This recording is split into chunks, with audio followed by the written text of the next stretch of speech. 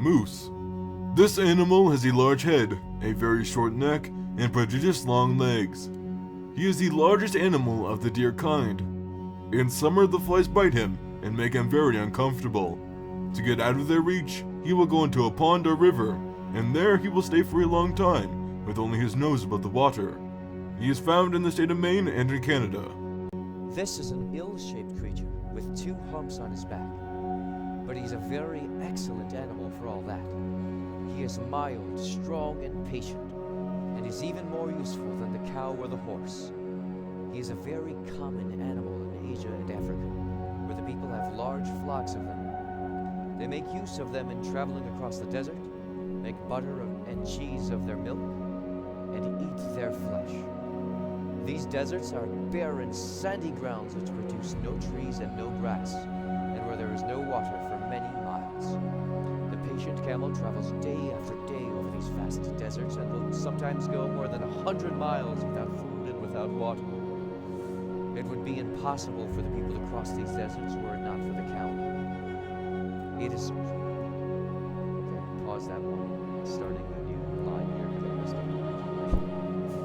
The dromedary is another kind of camel with only 1 hump on his back. He is generally used by the Arabs, and he is swifter than the camel and is better suited to hot countries. The opossum is an American animal, having a head like the fox and large eyes. The head is mostly white, and the body is covered with long black and white hairs. He walks awkwardly and seldom runs. A man can easily overtake him without hastening his steps. He climbs up trees with great facility, hides himself in leaves to catch birds, or hangs himself by the tail from a branch. It seeks its food in the night and lives on fruit, insects, and birds' eggs. Its teeth are 50 in number. He is neither wild nor ferocious, and may be rendered domestic. The most remarkable circumstance in the natural history of this animal is the pouch which is formed under the belly of the female, in which it carries its young ones when they are small. The little creatures sometimes leave their mother and play around at a little distance, but if they are frightened, they scamper home and get into their asylum as quickly as possible. The mother, when she flies, carries them all with her. The Inchneumon is one of the most useful animals of the lizard kind, and is held in high estimation in Egypt because it destroys the eggs of the crocodile. Its hair is of a grizzly black. Others vary from this color as much as our common house cats differ in their color. Rats, mice, bats, serpents and lizards make food for the Inchneumon. This singular creature is a native of New Holland and is sometimes found 6 feet high. Its forelegs are short and weak, while its hind ones are long and stout. It never runs like other animals, but aided by its tail, leaps like a frog, by which means it gets along very fast. The dam carries her young in a natural pouch, which grows a little below her breast. This fellow seems to be between a bear and a monkey. His forepaws are shaped a good deal like hands. He is very fond of looking about him. He will take up a thing in his paws and look at it and examine it as carefully as a watchmaker does a watch, which he is going to mend. He may be tamed without difficulty, and then is very good-natured and sportive, but he is mischievous as a monkey, and seldom remains at rest. While eating, the raccoon usually supports himself on his hind legs, and uses his forepaws to hold his food. If water be near, he dips his food into it. By his pointed claws, he is able to climb trees with great facility. He runs up the trunk with the same swiftness that he moves over the plains, and frolics about the extremity of the branches with security and ease. The raccoon is said to have a queer method of catching crabs.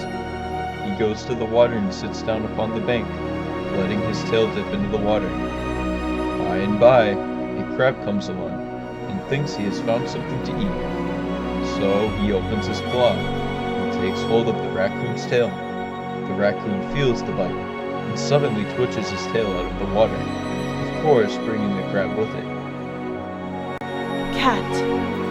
Here is a picture of a cat. She has soft fur. She catches mice and little birds and wrens. Puss is very gentle. and in winter will get into your lap, so that she may be warm.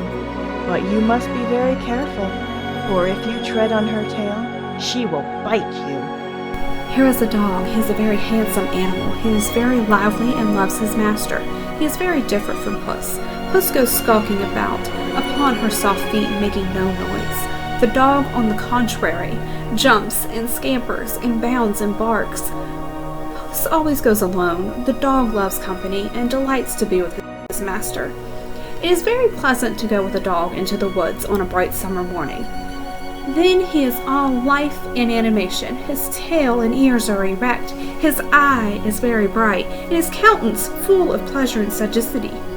At one moment, he stops and listens. Then he dashes forward into the bushes, makes a sweep through the woods, and then he returns to his master. By and by, he gets upon the track of a squirrel or a rabbit. Then he begins to bark, and away he goes in pursuit of the animal.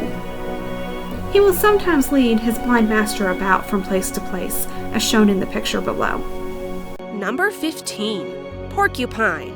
The porcupine is about 2 feet long and rising of 15 inches high, with short legs and small eyes. He will eat plants, fruits, bread and milk, and meat.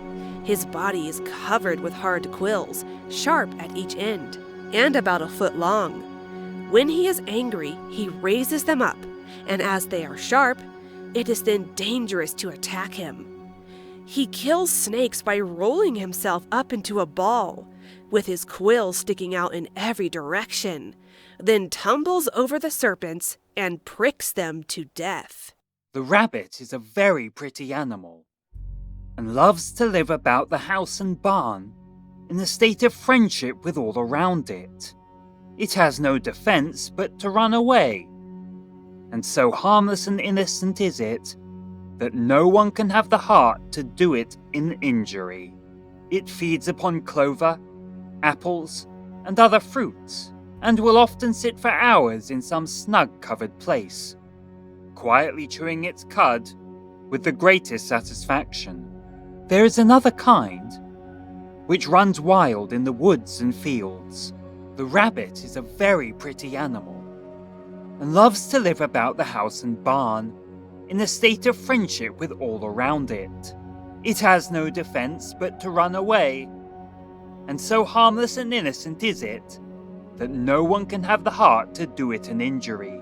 It feeds upon clover, apples, and other fruits, and will often sit for hours in some snug-covered place, quietly chewing its cud with the greatest satisfaction. There is another kind, which runs wild in the woods and field.